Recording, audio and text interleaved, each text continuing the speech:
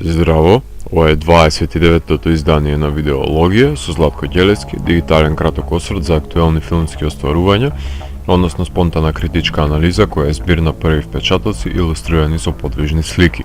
На денешниот репертоар е Blade of the Immortal на Такаши Мике, во кој станува збор за Манџи, еден вешт самурај кој добива клетва на бесмртност по една борба. Откако е убиена неговата сестра, тој заклучува дека само со борбата со злото ќе му биде повратена душата. Тој и ветува помош на младата девојка Рин, која сака да се одмазди на Аноцу и неговите поданици за убивањето на нејзините родители. Клетвата фрлена вез Манџи не ги носи само регенерирачките CGI црви и бојата во филмот, туку и надживувањето на смртта која со себе си носи и летаргија, апатија и безволност за живеењето. Кога се говори јазикот на одмаздата, потребно е да се отповикаме на мерилата за исправноста на чинот на крвната одмазда, што се едни од најстарите идиоми на филмската уметност. На вага треба да се стави потребата за одмаздување за одземените животи на саканите, наспроти постигнување на саканата цифра на жртви за исполнување на квотата која треба да се отстрани клетвата. Кога се тематизира одземањето на нечи живот, квалитативите на добри и лоши ги бришат своите обележбе.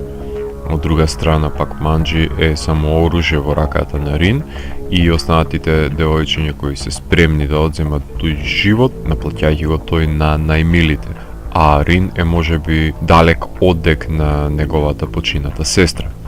Најсилниот адут се акционите сцени, односно трите масовни пресметки со непребројниот баталион на вооружени војници, со најразновидни склопени оружја исфрлени од ракавите и пресечени екстремитети со употреба на крволочни специјални ефекти со кои само големите мајстори на занаетот како Мике знаат да се справат со препознатлив претеризам и екстензивно крвопролевање.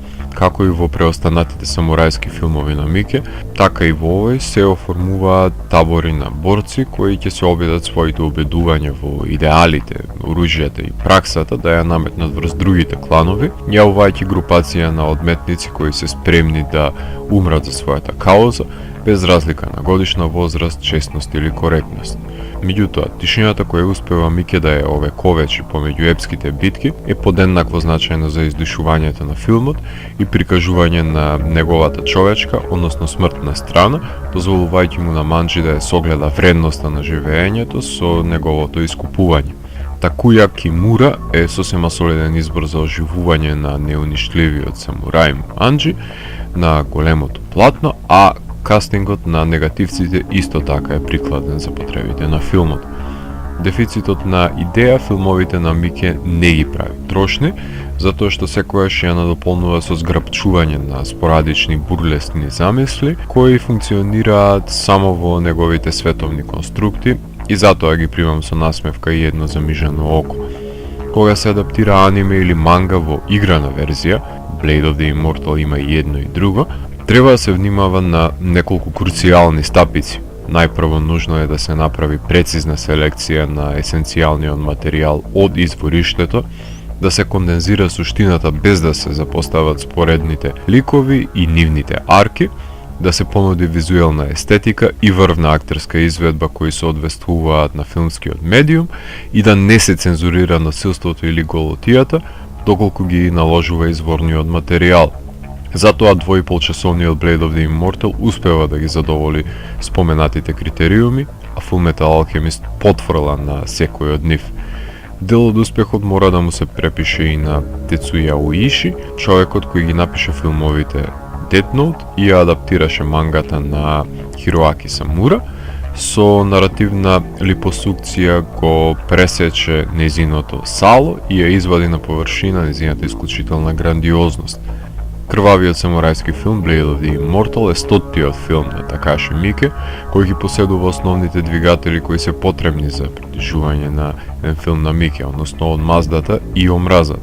Тој успешно ја делегира одговорноста на продукцијскиот дизајнер Тошијуки Мацумија, кој ги вселува овие самураи во шумите, дозволувајќи му на кинематографот Нобујасу Кита да ја рекреира визурата на сличниот самурајски архетип во 13 Assassins, надополнувајќи ја борбената музика со долгогодишниот соработник на Мике Коджи Ендо и монтирајќи го 140-минутниот филм со помош на Кенджи Ямашита, кој успеа да ме прелаже дека во прашање е пократко време траење, кое не ме замори. Господарот на јапонскиот хорор филм Такаши Мике, иако го сними својот јубилеен филм, не запре тука, иако секојаш ќе биде запаметен по ремек делата Audition и Ichi the Killer. Мике успева секоја година да сними по неколку филмови, пред се адаптирајќи ги Terraformers и снимајќи ги Yakuza Apocalypse, As the Gods Will, Over Your Dead Body, Shield of Straw, The Mole Song и 90 на други филмови и серии. Моментално работи на La Place Witch и првото поглавје на JoJo's Bizarre Adventures Diamond is Unbreakable.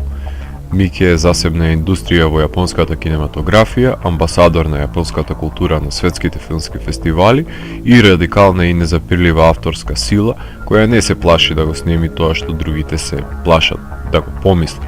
За некого манџи ќе биде суперхерој, за друг каубоец кој доаѓа да ги одмазни немоќните во хаотичниот свет со кој владеа злобниците, а за трети ќе биде дел од бесцелен филмски масакр со плитки ликови, но јас овој спектакл ќе го бројам во уникатните самурајски адаптации наменети за филмските сладокусци на бескрупулозната кинематографија. Овој филм, The Villainess и Headshot се азиските акциони бисери за минатата година. Ако морам да го евалуирам филмот, тогаш Blade of the Immortal од мене има 4 од 5. Доколку ви се допадна 29-тото издание на дигиталната архива видеологија, лајкувајте го видеото, споделете го и следете го каналот. Посегнете и поснатите рецензии на виртуелната полица. Ви благодарам за вниманието. Поздрав!